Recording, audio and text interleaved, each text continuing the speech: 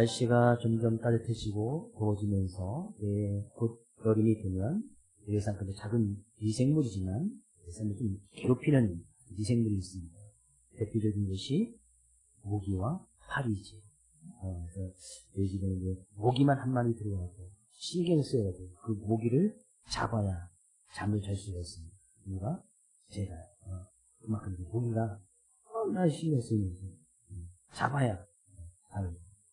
그만큼 이 모기와 파리는 한 마리는 아주 미생물이 있잖아요. 아주 연약하고 힘이 없지만 오늘 본 말씀에서도 죽은 파리 한 마리가 이 향기로운 향기름을 악취가 나게끔 만들 수 있다. 실제적으로 이 파리에 대해서 연구 단체들을 통한데요. 이 파리가 우리가 보통 이제 파리가 이제 음식물에 남기도 하고 여러 가지 이제 그것을 남기도 하면서 날아다니는 하잖아요. 그런 음식물에 앉은 파리가 음식물에 앉는데 그 음식을 먹어도 되나 안 먹어도 되나, 그 음식이 건강에 해로운가 안 해로운가, 이런 것에 대해서 이제 연구를 하는 힘이 있었습니다. 근데 파리가 잠깐 앉은 그 음식 먹어도 괜찮잖아요. 실제적으로 먹고 있고. 그렇죠? 근데 미국의 레드커스라는 그 대학교 내 연구진에서 파리가 잠깐 앉았다간 뭐 젤리라든지 빵이라든지 수박 같은 그런 여러 물질을 갖다가 이 파리가 앉은 그 조사를 해봤더니 거기에서 이제 발견된 세균 수가 최소 65가지 종류의 어떤 세균이 발견됐다고 이야기를 하고, 심지어 많게는 이 파리가 351종의 어떤 전염병을 일으킬 수 있는 그런 세균들이 파리의 다리 같은 데서 발견되기도 했다고 합니다. 이 파리는 실제적으로 음식을 우리 사람의 입처럼 막 씹어먹는 그런 미생물이 아닙니다. 이 파리는 음식물에 딱 앉으면 자기 뱃속에 있는 소화효소를 딱 뱉는다는 거예요. 우리가 이제 침을 뱉듯이 딱 침을 뱉어서 그 음식을 분해한 다음에 그 음식을 이제 쭉 빨아서 그 음식을 섭취하는 그런 미생물이라고 해요. 파리에 대해서 찾아보면서 그렇다고 하네요. 딱 앉으면 씹어먹는 건 아니에요. 그래서 파리가 썩은 음식이나 우리가 앉는 음식물에 이렇게 좀 오래 앉아있잖아요. 바로 갖다 가는 것이 아니고, 그러니까 딱 앉으면 이 침을 딱 뱉어가지고 그 음식물이 분해될 때까지, 우리가 침하면 이렇게 분해가 되잖아요. 그래서 기다렸다가 음식 분해되면 쭉 이제 빨아먹는 그런 시간이 필요하기 때문에 음식물에 앉아서 좀 오래 이렇게 앉아있는 거예요. 그래서 그 연구 결과로 이 파리가 앉은 음식은 웬만하면 먹지 말고, 건강한 사람이야 뭐 이렇게 먹어도 뭐 상관이 없을 수 있겠지만 수많은 질병을 일으킬 수 있는 그런 균을 가지고 있는 것이 파리다서, 그것이 먹으려면 파리가 앉은 최소한 도려내고 음식을 버려야 된다, 이렇게 이런 것이 있습니다. 하나님께서는 이 한갓 미생물인 이 파리를 통해서도 하나님께서 재앙을 내리신 적도 있습니다. 언제 이 파리를 통해서 재앙을 내리셨죠? 파리 출애굽할 때, 그렇죠? 애굽 땅에 하나님께서 이스라엘 민족이 애굽에 노예 생활이 있는데, 그냥 이 백성은 내 백성이니 하나님을 섬겨야 될 것이다, 나를 내보내라. 바로 왕이 말을 듣지 않습니다. 재앙을 막 내리시는데 10가지 재앙을 내리시는데 그 중에 4번째 재앙이 파리 재앙입니다. 파리가 재앙을 불러일으킬 수 있다는 거예요. 얼마나 이 파리떼가 많았는지, 사람들의 몸에, 음식에, 궁궐에, 사람들의 집에 그냥 파리떼가 그냥 탁 그냥 상상만 해도 그냥 몸이 막 움츠러들죠. 여기에 파리떼가 딱 있으면서 우리 몸에 다 달라붙었다고 생각해 보십시오. 너무 끔찍한 일인데, 하나님께서는 그렇게 한갓 이 미물을 통해서도 하나님의 군대처럼 재앙을 내리실 수가 있다는 거예요. 왜 하나님께서 그 파리 재앙을 그때 내리셨는가? 그들이 하나님을 섬기지 아니하고 하나님을 알지 못하는 것이 너무나 이 파리처럼 불결하다. 그것이 재앙이 될 수 있다는 거예요. 그것을 바로 왕에게 보여주기 위해서 이 파리 재앙을 내리셨다는 것을 보게 됩니다. 근데 이 파리 한갓 미물이지만 오늘 본 말씀에서도 그럼 이 죽은 파리가, 그러면 그 파리가 죽었으면 그 몸 안에 얼마나 많은 세균이 있겠어요. 향기름이 딱 그거 빠져서 죽었는데, 그 향기로운 기름을, 향기를 내야 될 그 기름이 악취가 나는 게 바꿔버린다. 그것은 아주 하찮고 해로운 아주 자그마한 것이 정말 귀하고 소중하고 아름다운 것들을, 아주 작은 것이 그렇게 악영향을 끼칠 수가 있다. 근데 그런 것들이 무엇인가 1절 말씀을 분명히 이야기하네요.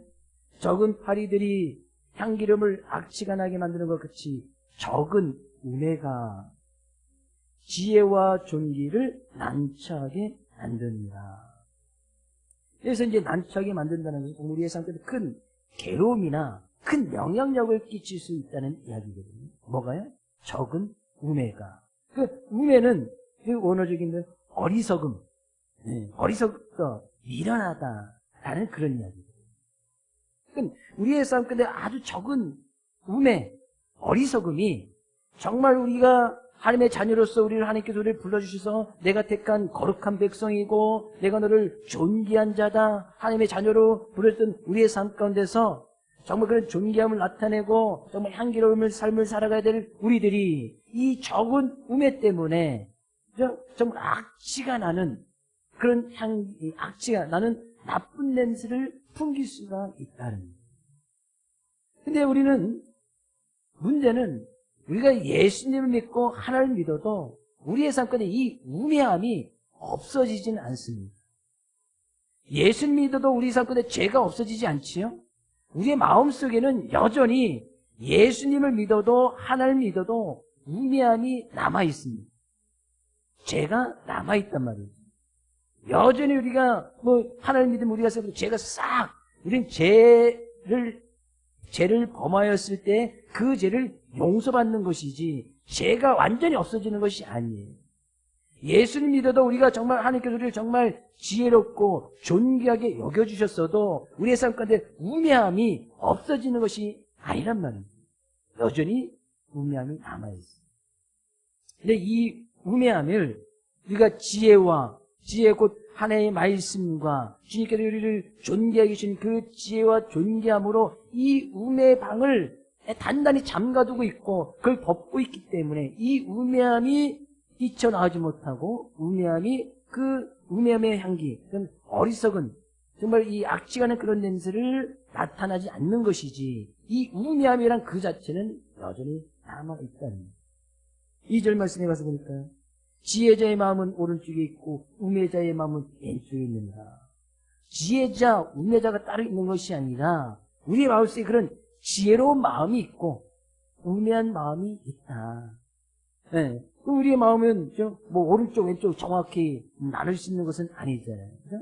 마음을 우리가 오른쪽 왼쪽 이렇게 딱 나눌 수 있는 것이 아니란 말이에요. 근데 보통 성경 가운데서 오른쪽을 이야기할 때는 은혜나 어떤 주님의 보호하심을 나타낼 때는 오른쪽이라고 보통 표현하고 왼쪽은 그와 반대로 어떤 불의함이나 연약함을 표현할 때는 왼쪽 이렇게 표현합니다. 그래서 예수님께 비유 가운데서도 양과 염소의 비유에서도 양은 오른쪽에 염소는 왼쪽에. 주의 말씀 앞에 잘 순종하는 양들은 오른쪽, 불순종하고 말씀 듣지 않는 염소 같은 데는 왼쪽, 이렇게 오른쪽 왼쪽 이렇게 비유적으로 표현하는 거예요. 근데 실제적으로 우리의 마음을 오른쪽 왼쪽으로 딱 나눌 수 있는 것이 아니란 말이에요. 문제는 우리의 마음속에 여전히 우매함이 있고 지혜와 존귀함이 여전히 있다는 거예요. 곧 우매를 담고 있는 우매의 방이 있고 지혜와 존귀의 방이 여전히 있단 말이에요. 근데 이 우매의 방을 딱 열어버리면 이 우매함에서 나타나는 그 악취가 지혜와 존귀로 살아갈 우리의 삶의 모든 그런 향기로운 삶의 모습을 다 악취나게끔 바꿔버릴 수 있단 말이에요. 적은 우매가 그렇다는 거예요. 그럼 우리는 기본적으로 우리의 마음속에는 우매함의 방은 정말 조그만데 죽은 파리처럼 아주 조그만데 지혜와 존귀의 방은 큼에도 불구하고 이 적은 우매의 방을 딱 열어버리고 그 우매함이 딱 뛰쳐나오는 순간 그 지혜와 존귀함, 향기롭게 살아갈 그리스도의 향기로 살아갈 우리의 삶의 모습이 악취가 나게끔 바뀌어버린다. 그런 거예요. 그럼 결국에 우리는 이 우매함의 방을 단단히 잠궈두고 이 우매함이 뛰쳐나오지 못하도록 우리는 늘 이 싸움을 하는 것이고, 그것이 바로 선한 싸움.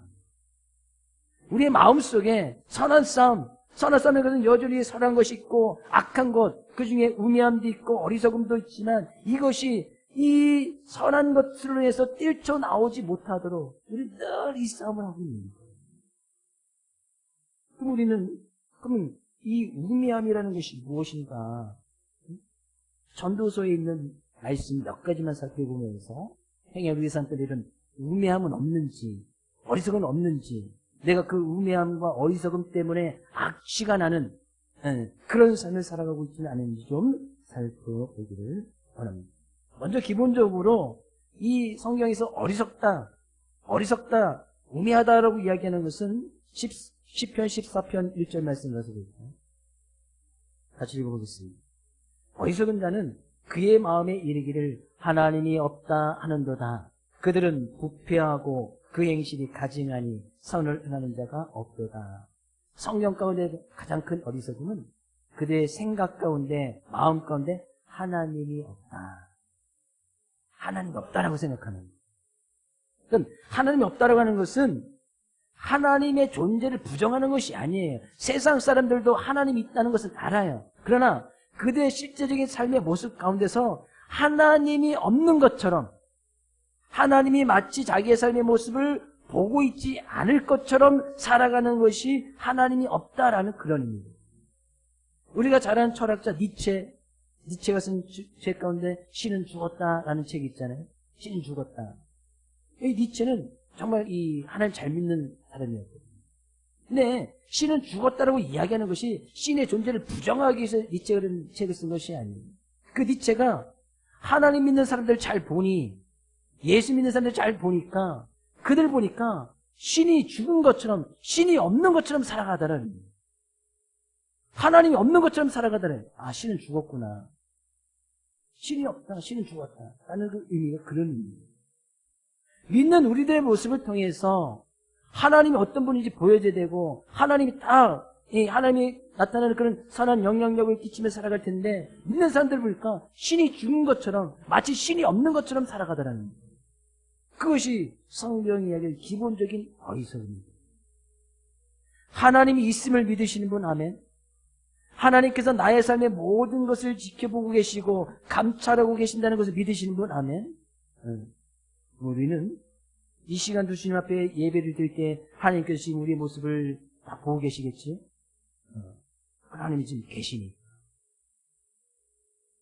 그럴 때 믿는 사람 가운데 우매함의 모습은 바로 이런 모습입니다. 전도서 5장 1절 말씀입니다. 같이 읽어보겠습니다. 너는 하나님의 집에 들어갈 때 내 발을 삼갈지어다. 가까이하여 말씀을 듣는 것이 우매한 자들이 제물을 드린 것보다 나으니 그들은 악을 행하면서도 깨닫지 못합니다. 하나님의 전에 들어갈 때에, 지금 우리 하나님의 전에 들어왔죠. 하나님을 예배할 때도 우리의 우매함이 나타날 수 있단 말이죠. 어떻게 해요?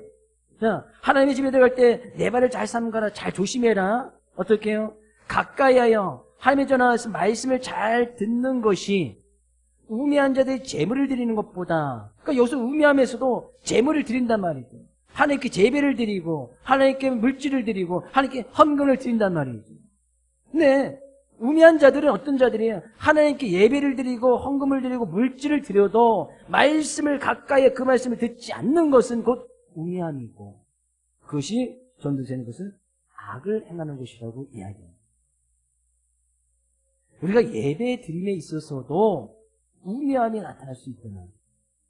믿는 사람들에게 이야기하는 것이잖아요. 하나님의 전에 들어간다는 것은 기본적으로 하나님을 예배한다는 그런 의미잖아요. 그러면 우리가 하나님을 예배함에 있어서도 악을 범할 수가 있단 말이죠. 죄를 범할 수가 있단 말이죠. 우리가 지금 드려지는 그 예배, 어떤 마음을 가지고 하나님께 예배 드리느냐, 정말 하나님께서 그것을 흠양하실 만한, 향기롭게 그 예배를 흠양하실 만한 그런 마음을 가지고 예배를 드리느냐, 아니면 정말 그것이 우매자의 모습으로 악취가 나는, 하나님 보시기에 악을 행하는 그런 예배가 될 수 있느냐? 하나님이 가장 잘 아시고 내가 지금 어떤 마음을 가지고 있느냐? 내 자신이 가장 잘 알겠죠. 내가 지금 어떤 마음을 가지고 하나님 앞에 나와서 하나님께 예배드립니다. 물론 하나님께 제물 드리는 거, 물질 드리고 헌금 드리는 거 정말 중요한 일이긴 합니다. 근데 말씀 없이 그렇게 드릴 수 있단 말이에요. 말씀을 전혀 듣지 아니하고 말씀을 듣는다는 것은 말씀을 잘 듣고 삶 가운데 실제로 행하는 모습까지 이야기하는 거예요. 지금 제 말씀이 잘 들리시는 분 아멘? 잘 들리시나요? 네. 마이크가 좋아서 잘 듣는다는 것은 지금 이 귀로만 듣는 것을 이야기하는 것이 아니죠.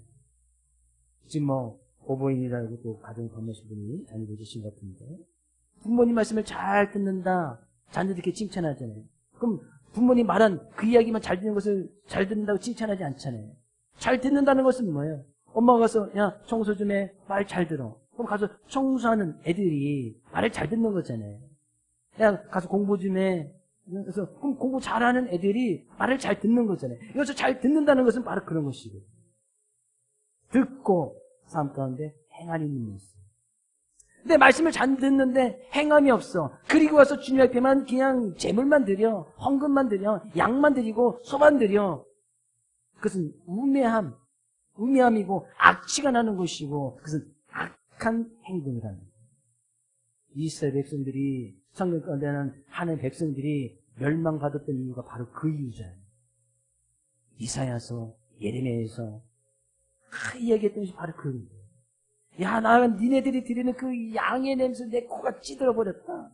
수많은 양과 염소를 드리면 뭐합니까? 실제적인 그들의 삶의 모습은 악취가 나는 향기로운 삶을 살아갈 그들이 악취가 나는 그런 삶을 살아가면서 하나님께 양만 드리고 양만 태워드리고 소만 드리니 하나님 주시니 그 정말 어리석은 우매함의 행동이고 그것은 악한 행동이다.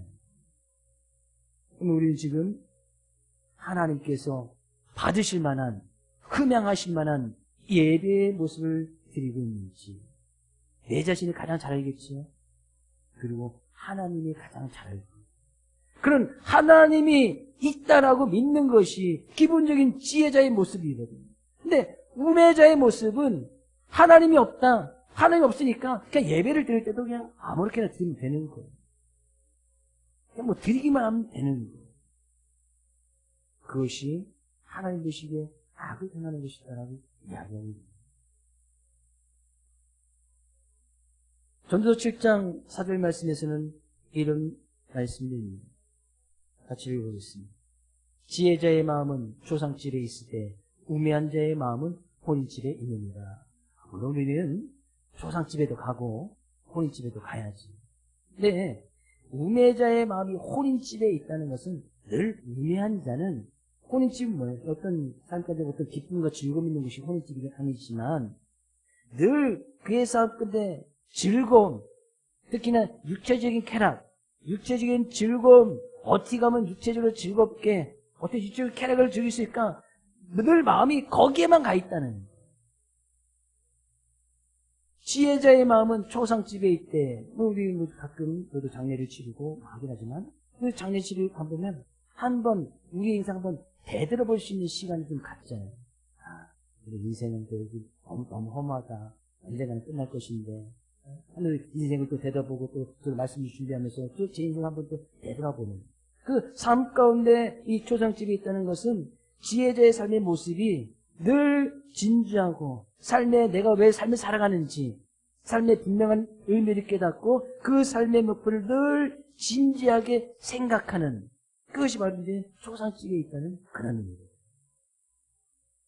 물론 우리 지혜자의 마음은 기쁨과 즐거움도 추구해야 되겠지만 늘 한번 우리의 인생의 모습을 늘 되돌아볼 수 있는 우리 예배를 통해서도 우리의 삶 가운데 귀한 생명을 허락해주시고 귀한 날을 허락해주시며 그 안을 예배할 수 있는 그 삶의 분명한 이유를 늘 생각해 볼 수 있어야 됩니다.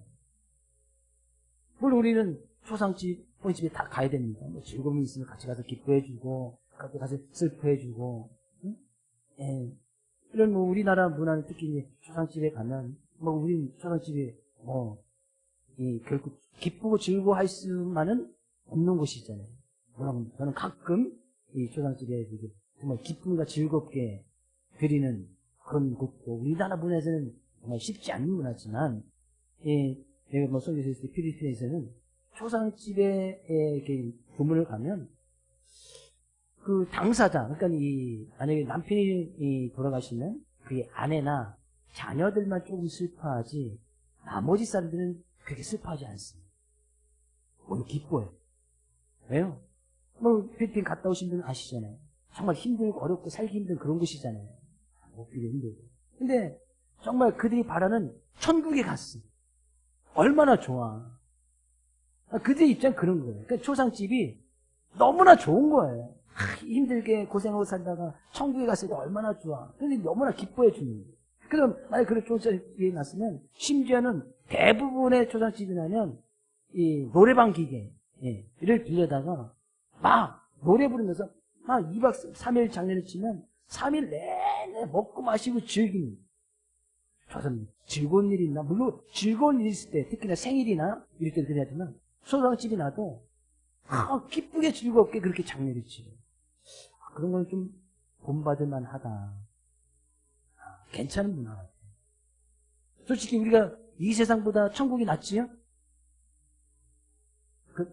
그것도 천국 빨리 가지는 마세요. 너무 좋다고. 하나님께서 천국 좋다고 그냥 막 데려가시진 않잖아. 그러면 우리가 예수님 믿었을 때 그때 싹 데려가셨어야지. 근데 이 세상에 살게 하신 이유가 있단 말이죠. 우리 늘 그 의미를 생각해 봐야 된다는. 그래서 저는 우리 모두 선생님들이 좀 하나님 나라 좋긴 하지만 당장 가지 마시고, 제가 은퇴하기 전까지는 안 가셨으면 좋겠어요. 은퇴한 이후에 갔어요. 은퇴한 이후. 그거 얼마 안 남지 않았어요? 그래봐야 뭐 20년 남았나? 20년까지 좀 건강하게, 즐겁게, 행복하게. 내가 왜 살아가야 되는지, 왜 살게 하셨는지. 뭐 천국은 뭐 길바닥도 금으로 쫙 깔렸는데 굳이 이 세상에서 금 있으면 좋겠지만 뭐 금목에서는 가등가등 할 필요가 없잖아요. 천국에 뭐 그냥 열려있는 것이 금인데, 그렇죠? 뭐 굳이 그런 삶의 분명한 의미를 갖고 살아가는 것이 지혜자다. 지혜자. 근데 그런 지혜자의 마음은 늘 그런 삶의 의미를 생각해보고 늘 하나님이 있다 생각하고 하나님께 예배를 드릴 때도 어떻게 예배드리는지 늘 생각한단 말이에요. 근데 저는 지금 우리 성도들이 어떤 마음을 가지고 예배드리는지 그 마음은 사람들의 육체의 눈으로는 볼 수가 없잖아요. 그렇죠? 내 자신만 알고 하나님만 아시겠지. 그러나 그 사람이 지혜자인지 우매자인지 알 수 있는 길이 오늘 본 말씀으로 이야기합니다. 우리의 삶 가운데 그런 지혜가 지혜자인지 우매함인지 나타낼 수 있는 뜻은 외적인 표현 가운데 가장 먼저 나타나는 것이 바로 말이라는 거예요. 말. 그래서 그 사람의 말을 보면 이 사람이 지혜자의 마음의 방이 딱 열려서 그 지혜가 나타나는지 아니면 우매의 방이 딱 열려서 그 우매함이 딱 나타나는지 알 수가 있구나. 그래서 12절부터는 이야기하는 거예요. 12절 지혜자의 입의 말들은 은혜로우나 우매자의 입술들은 자기를 삼키나니 그 입의 말들의 시작은 은혜요 그 입의 결말된 심이 미친 것이다. 그것이 우매한 말이 미친 것까지 이렇게 아주 이 단어를 좀 온화해서 이렇게 미친 것이다 이렇게 표현했는데 정말 그것은 악한 것이고 하나님 것이 정말 싫어하는 가증스럽게 여긴다라는 것이 미친 것이다라는 그런 의미. 그러면 그 사람의 말을 보면 알 수 있는 어떤 말을 하느냐, 은혜로운 말을 하느냐, 아니면 정말 어리석은 말을 하느냐. 그러나 어리석은 자들은 그 사람이 말을 하면서도 그것이 어리석은 것인 줄 모르겠지요. 그러니까 어리석은 말을 계속하는 것이겠지. 그래서 14절 말씀 이야기하는 거예요. 우매한 자는 말을 많이 하거니와 사람은 장래를 알지 못하니 나중에 일어날 일 누가 그에게 알리리요. 말이 많아진 일은 바로 거기인 거예요. 자기가 하는 말이 무엇인지도 모르고 그것이 어리석은 건지도 몰라서 계속 그냥 말을 하는 거예요. 그 말이 많아질 수밖에 없는 거예요. 단순히 말을 많이 한다라는 그런 의미가 아니에요. 지혜로움 없이 그의 삶가운데 살아가는 것을 갖다가 그냥 계속해서 심지어 장래일도 알지 못하는데 장래일은 무슨 일이 날 것인가 알지도 못하면서 계속 이야기하는 그거만큼 어리석은 일이 어디 있냐. 특히나 장래일에 대해서 알고 싶어서 이야기하는 것을 뭐야? 그것이 우매한 것이라고 이야기하는 우매한 것. 장래 무슨 일이 날지 가서 사주를 보고 뭐 점을 치고 운명을 맡겨보고 그거에 대해서 말을 듣고 위로를 받고 하는 사람들이 많잖아요. 많이 있죠? 믿는 사람들 중에는 가서 점치거나 사주팔자 보거나 물론 이 무속신앙을 불러서 어떤 철학관이나 찾아가서 전혀 하지 않겠지요? 믿는 사람들은 하지 않겠지요? 우리는 안 하지요? 하시는 분이 계신가? 대답이 조금인데. 가서 점치세요? 저 어디 가서? 철학관에 찾아가세요? 무속인은 무당 불러다가 뭐 하세요? 못하세요? 안 해주시죠? 대답이 적어가지고 또 하는 줄 알았네. 저를 부르면 제가 해드린다니까. 제가 점쳐드려요? 다 죽습니다. 언젠가는. 이거보다 확실한 점은 없어요. 할 필요도 없고 알 수도 없고 통계 저는 가끔 그런 부분을 보면 그런 TV 그런 거 보면 통계적으로 이렇게 보고 지나가지고 그걸 심각하게 내려대거나 보지 않습니다. 뭐 수요일에 말씀드렸네요. 요즘 2호선 상담소라고 가정에 대한 어떤 상담을 전문적으로 해주는 TV에도 계속 나오던데 2호선 상담 2호선 그래서 오늘 권사님인데 그런 어떤 일들이 계속 좀 영향이 있고 잘 나가다 보니까 프로그램 제안이 하나 들었습니다. 운명정된 45라는 그런 프로그램 제안이 들었어요. 그래서 좋은 의미로 그중에 좋은 취지로 얘기하니까 참여하겠다 해서 갔더니만 알고 봤더니 거기에 운명을 맡길 수 있는 무속인들, 무당들, 철학자들, 사주팔자 보는 사람들, 그런 사람 싹 불러놓고 그런 운명이 좋으냐 안 좋으냐 이 2호선 상담가 그것을 평가해 주는 거예요. 그럼 이 권사의 입장에서 그것이 자기 사상과 맞지 않는 거예요. 그래서 일에 출전하고 그만둬버렸어요. 사퇴해버렸어요. 안 맞다. 나는 하나님 믿는 사람이지 이것은 내 사상과 믿음하고 맞지 않으니까 필요하지 않겠다. 그래서 안 나와. 근데 그 운명적인 사실은 지금도 아마 하고 있는 것 같아요. 아직 보진 않는데 볼 필요도 없고. 믿는 사람이 그거 맞지 않잖아요. 어디 가서 점치는 거에서 우리 운명, 인생을 어떻게 맡깁니까? 말이 안 되는 얘기지. 근데 실질적인 통계에 가서 보면 믿는 사람들이 정말 없을까요? 몇 년 전 통계지만 최근에 그 통계가 끝나서 이런 무속인들이나 이런 철학가이나 찾아가서 사람들이 쓰는 돈이 한 4조 원 정도 된다고 합니다. 4조 원. 4조 원 정도 된다고 합니다. 그 4조 원 쓰는 데에 믿는 사람이 과연 한 명도 없었을까요? 무작위로 전화를 돌려서 그런 경험이 있냐 없냐 이야기해보면 10명 중에 6명은 있다고 이야기해요. 그러면 우리 믿는 사람들은 퍼센트가 어떻게 돼요? 1년에 한 20% 되잖아요. 10명 중에 2명.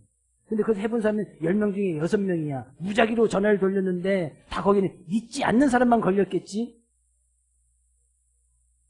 최소한 믿는 사람이 4명 정도 있다는 거예요. 수치상으로 그렇다는 거지. 정확히 알 수는 없지만. 믿는 사람들도 힘들고 어려우면 가서 사주 보고 철학관에 앉아있고 점치고 앉아있고 운명을 막 읽고 무속신앙 불러다가 내 운명이 어떻게 됐습니까? 올여름 어떻게 됐습니까? 내전에 이 인생의 경우 어떻게 됐습니까? 거기에서 이 복채 주가면서 그게 주저앉고 있다는 거예요. 그 복채 저한테 갖고 제가 더 확실하게 가르쳐준다니까. 100% 맞는 말만 내가 해준다니까. 아무도 안 찾아오대. 찾아올 이유가 없지. 그런 것 같지.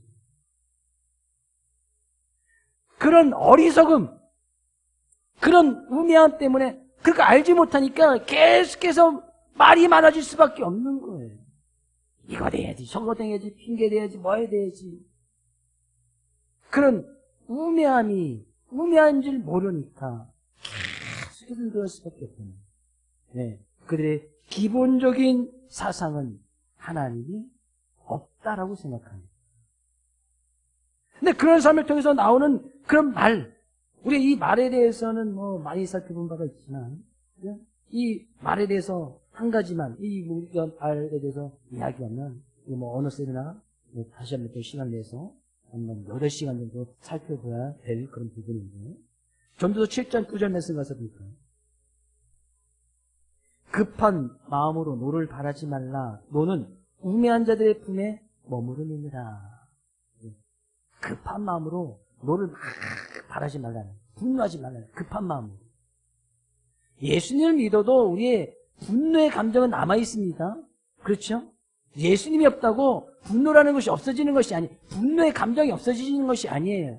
예수를 믿어도 우리의 욕심이 없어지지 않습니다. 예수를 믿어도 우리의 정욕이 없어지는 것이 아니에요. 여전히 남아있지만 우리는 주님의 은혜로 말씀으로 그것을 잘 절제하고 통제하는 것이지 그것이 없어지는 것이 아니에요. 그럼 예수님 믿어서 식욕이 없어집니까? 예수 믿어도 정욕이나 욕심이 그대로 남아있어요. 근데 그것이 우리의 마음속에 뚫고 나오지 못하도록 말씀으로 은혜로 절제하고 통제하는 것뿐이에요. 그 방문이, 분노의 방이, 어리석임의 방이 열리지 아니하도록 우리는 그것을 지금 잘 잠궈놓고 있는 것뿐이에요. 이 싸움을 하는 것이거든요. 우리는 늘 선한 싸움이라는 것은 늘 이 싸움을 하는 거예요. 어떻게 하면 내가 이 우매의 방의 문을 잘 잠가둘 수 있을까? 분노의 방을 잘 잠가둘 수 있을까? 믿는 사람이라고 어떻게 화를 내지 않을 수 있습니까? 네, 급한 마음으로 그냥 누가 나쁜 말 하자마자 금방 막 쏟아내는 이것을 이야기하는 것이죠. 믿는 사람도 분노 낼 수 있잖아요. 화를 낼 수 있잖아요. 그냥 자녀들이 말하는데 뭐 화내잖아요. 때로는 이렇게 책망 날 수 있고 또 정말 사랑하는 마음으로 하는 것이잖아요. 믿어도 여전히 우매함이 남아있고 믿어도 여전히 분노의 감정이 있고 여전히 믿어도 정욕이 있고 욕심이 있습니다. 근데 우리는 그 방의 문을 잘 닫아둘 뿐이에요. 잘 잠가둬야 돼요. 거기에 필요한 것이 곧 하나님의 말씀이고 지혜고 하나님의 자녀다운 모습으로 살아갈 수 있는 그리스도의 십자가의 사랑입니다. 그것을 갖다 우리는 잘 잠가둬야 돼요. 또는 오늘 이 말씀 분명히 잊지 않아요. 이 아주 작은 음의 방이 딱 열려버리면 그냥 그리스도의 향기로운 삶의 것이 완전히 순식간에 없어져요. 악취가 나버립니다. 그러니 이번 한 주간 우리 삶 끝에 우매함이 있어요. 그러면 그 우매의 방을 잘 닫아두고 그냥 자물쇠를 그냥 10개 그냥 찡찡 감아서 누가 와도 절대 열리지 아니하도록 분노의 방을 잘 닫아두고 욕심의 방을 잘 닫아두고 탐욕의 방을 잘 닫아두어서 진정 우리의 삶의 모습을 통해서 먹고 마시고 무엇을 행하든지 하나님을 기쁘시게 하고 하나님을 경외하며 하나님의 자녀다운 모습으로 향기로운 삶 살아가는 이 모든 손님 될 수 있기를 주의 이름으로 축복을 드립니다. 좋은 향수를 뿌려서 살아가는 것이 아니에요. 명품 바디로션을 발라서 살아가는 것이 아니에요. 진정으로 하나님의 말씀으로 다스려가고 지혜의 말씀으로 우리를 다스려갈 때 그런 귀한 삶의 모습이 될 줄로 믿습니다. 한 주간 그런 승리의 모습이 있기를 다시 한번 주의 이름으로 축복을 드립니다.